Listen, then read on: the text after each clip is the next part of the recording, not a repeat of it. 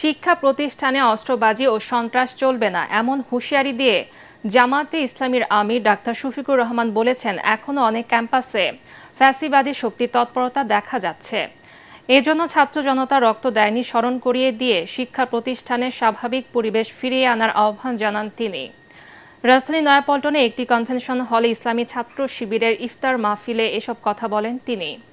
এই সময় সংগঠনের সভাপতি জাহিদুল ইসলাম বলেন, সত্য প্রতিষ্ঠার আন্দোলনে অটল থাকবে ইসলামী ছাত্র শিবির।